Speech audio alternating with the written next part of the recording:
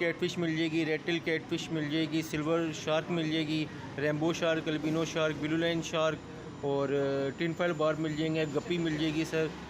और माशाल्लाह माशाल्लाह, आपके पास तो पूरी मेन्यू है। जैसे हम किसी होटल में जाते हैं तो वो मेन्यू बताते हैं, अदनान में नहीं भी हमें पूरा मेन्यू बता दिया है। ताज़ा तरीन अपलोड्स की नोटिफिकेशन हासिल करने के लिए हमारे चैनल को सब्सक्राइब करें और साथ में दिए गए घंटी के निशान को दबाना ना भूलें। अस्सलाम वालेकुम, मैं हूं उस्मान बुलोट, आप देख रहे हैं पीसफुल पाकिस्तान। आज हमारे साथ मौजूद हैं जी अदनान भाई, ओशियन पैसिफिक पे हम मौजूद हैं और हम इनसे पूछते हैं ये मछलियाँ आती कहाँ से हैं, ये क्या खाती हैं और इनके लिए ऑक्सीजन कितनी ज़रूरी है, ये चीज़ें हम इनसे पूछेंगे। तो अदनान भाई, सबसे पहले हमें बताएं कि मछलियाँ आती कहाँ से हैं।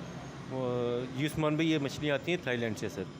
अच्छा, सिर्फ थाईलैंड से आती हैं कि और किसी कंट्री से भी आप लोग मंगवाते हैं? और कंट्री से भी आती हैं, लेकिन अभी हम लोग जो इंपोर्ट कर रहे हैं वो थाईलैंड से कर रहे हैं। ठीक है, आप लोग ये थाईलैंड से मंगवा रहे हैं। तो ये पीछे लॉकडाउन रहा और काफ़ी अरसा फ़्लाइटें नहीं चलती रही, तो अभी भी थाईलैंड की फ़्लाइट नहीं चल रही, तो कितनी मुश्किल हुई और क्या कुछ बताएंगे? सर बिल्कुल, अभी भी थाईलैंड की फ़्लाइट बंद है और फ़्लाइट जो सी है कतर पे माल आ रहा है हमारा वाया दोहा, तो हमें बहुत मुश्किल हो रही है इससे, क्योंकि डायरेक्ट थाई की फ़्लाइट नहीं आ रही पाकिस्तान में। और जब पीछे फ़्लाइट्स बंद थी तब तो बिल्कुल नहीं आ रही थी। अभी कुछ अर्सा पहले कतर ने सर्विस स्टार्ट की है, तो अब कतर की फ़्लाइट आ रही है। अच्छा, इसमें ये है कि मैं मछली का शौकीन हूँ, आपको पता है मैं बचपन से ही आपसे मछलियाँ लेता आ रहा हूँ।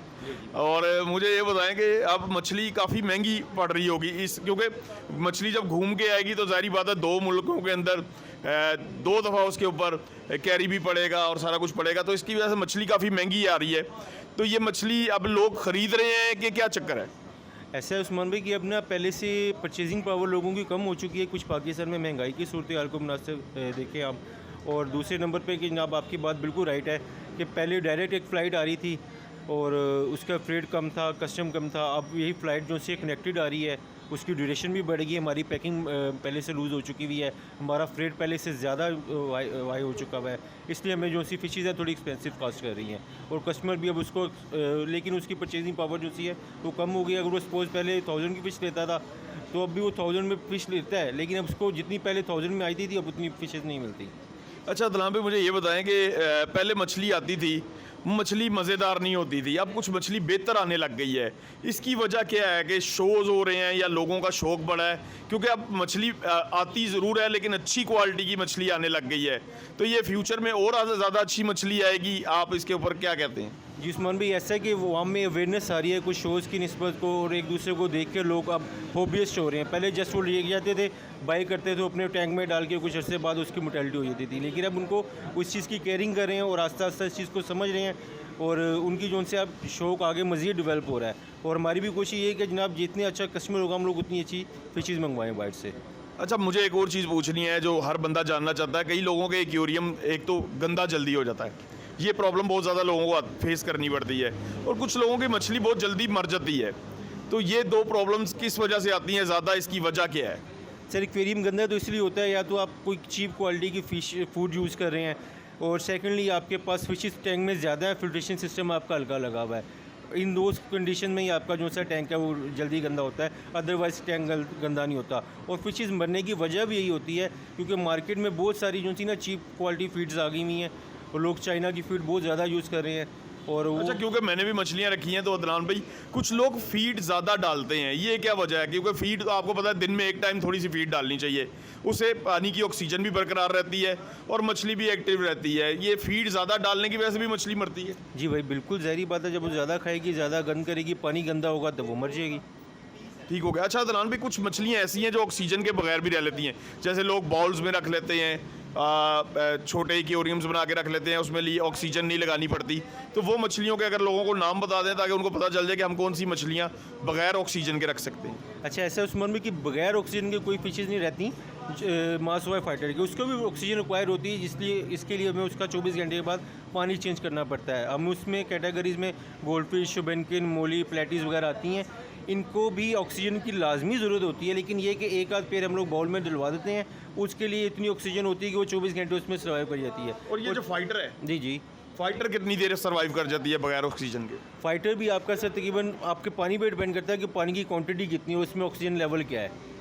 मोस्टली वैसे हम लोग 24 आवर के बाद इसका 50% पानी रिकमेंड करते हैं कि इसको चेंज करें। अच्छा अदनान भाई, मुझे अब ये बताएं कि जो मछली बाहर से आती है ये क्या नाम है, पाकिस्तान में भी ब्रीड होने लग गई है कि सिर्फ बाहर से ही आती है? जी पाकिस्तान में ब्रीड हो रही हैं, लेकिन पाकिस्तान में कुछ मखसूस वैरायटियाँ जो ब्रीड हो रही हैं, लाइक गोल्ड फिश तो नहीं आप कह सकते, बहुत कम क्वांटिटी में है। शुबनकिन बहुत ज़्यादा हो रही है, कार्प बहुत ज़्यादा हो रही है, मोलिस हैं, प्लेटीज़ हैं, ये फैमिलीज जो सी ब्रीड हो रही हैं। बाकी जो सी अदर वैराइटीज़ हैं वो हम लोग बाहर से इंपोर्ट कर रहे हैं। अच्छा, कुछ मछलियाँ कराची से भी आती हैं, जैसे सी वाटर फिशेज होती हैं, तो उनमें कौन सी मछलियाँ जो कराची से पहले आ जाती थी, अभी तो मेरे ख्याल से वो भी नहीं आ रही? सर बिल्कुल पहले आती थी कराची से फिशेस, लेकिन अभी नहीं आ रही वो भी ना। उनमें कोई नाम बता दें, कैट फिश कौन सी थी? फ्रेश वाटर की हाँ जी, जैसे मोनो एंजल्स थी। मोनो एंजल वो ब्रेकिश वाटर फिश है, वो भी सर बस पीछे वेल हो तो आ जाती है, और वो पिछले 1-1.5 साल से वो भी नहीं आ रही, बहुत कम क्वांटिटी में आई है वो भी। अच्छा अदनान भाई को, अगर कोई आपसे मछलियाँ लेना चाहे ऑनलाइन, यानी कि किसी और सिटी के अंदर है, तो आप लोग मछली कैसे भेजते हैं? सर हम लोग उसको ऑक्सीजन करके पैक करके भिजवा देते हैं। तो अगर कोई लेना चाहे तो आप अपना नंबर प्लीज़ बता दें।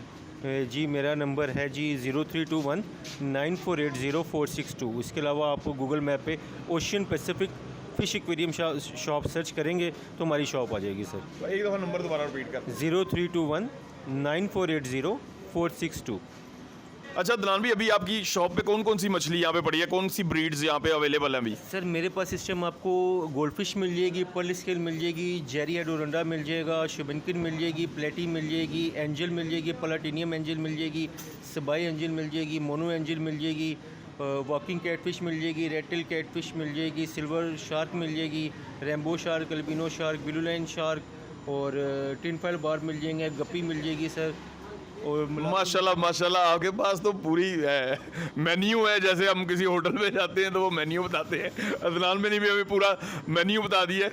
तो ये सारी फिशेस आपको मिल जाएंगी। और अगर आपको कोई ऑर्डर पे ख़ास मछली मंगवानी है, जैसे कि पोल्का डॉट आती है, स्टिंगरे, और अगर आप प्लाटिनियम अरवाना मंगवाना चाह रहे हैं या कोई और अरवाना, पडिग्री जानवर भी होते हैं, इसके अंदर भी पडिग्रीड होती हैं, तो अगर आप कोई भी किसी भी किस्म की मछली मंगवाना चाह रहे हैं, अदनान भी को आपने तस्वीर भेजनी है और 50% एडवांस। जी सर 50% आपने एडवांस भेजना है, वो मछली वो आपको मंगवा के दे देंगे। अच्छा, ये थे अदनान भाई और हमने मछलियों के बारे में काफ़ी नॉलेज आज इकट्ठा किया। तो इसी तरह हमारे चैनल को लाइक करें, सब्सक्राइब करें, दोस्तों के साथ शेयर करें, और हम ऐसी ही हैरत अंगेज़ चीज़ें, जानवरों से रिलेटेड और चीज़ें, लोगों का टैलेंट, ये चीज़ें आपको दिखाते रहेंगे, आप तक पहुँचाते रहेंगे। अपने होस्ट को इजाज़त दीजिए। अस्सलाम वालेकुम।